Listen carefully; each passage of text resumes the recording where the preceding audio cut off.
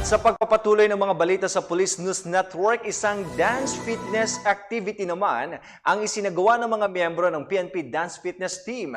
Yan po ay sa Manuel Rojas High School sa Quezon City. Nakiindak ang ating ka-PNN Corporal Sheena Maritapo.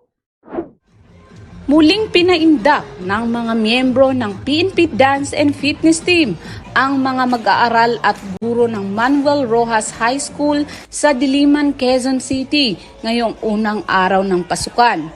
Aktibong nakiisa ang mga estudyante sa paghataw kasama ang kanilang mga guro na talaga namang nag-enjoy sa aktibidad na ito.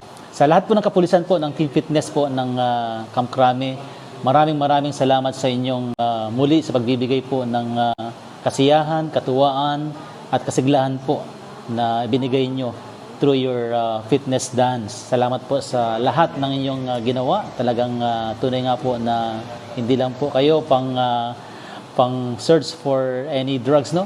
Pampasaya din po kayo unang-una sa mga bata po natin. They prepared for themselves, especially for mental wellness. Salamat sa inyo. Naway bumalik po kayo sa amin. Huwag kayong magsasawa na magbigay po ng saya, pag-asa, higit sa lahat ng inyong kabutihan na ginagawa para sa ating mga estudyante. Today, I salute to all of you for doing this activity na kung saan ay talagang pinapasaya niyo po kami at higit sa lahat nagbigay ng buhay sa bawat mag-aaral. Yung pagdalo niyo po dito ay tunay nga na nakakagalak dahil nga po siguro nga po madami kayong ginagawa pero naglaan pa rin po kayo ng oras para sa amin. At sa totoo lang po talaga is na-enjoy ko po yung pag-entertain niyo po sa amin, yung mga sumba niyo po.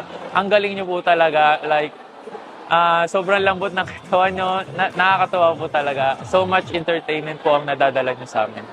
Ito lamang ay isa sa mga paraan ng paaralan upang ikondisyon ang mental at pisikal na pangangatawan ng bawat kabataan para maging aktibo at maituon ang kanilang dedikasyon sa edukasyon para sa isang maganda at matagumpay na hinaharap.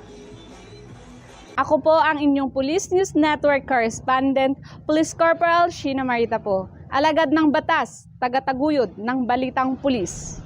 Maraming salamat, Corporal Tapo.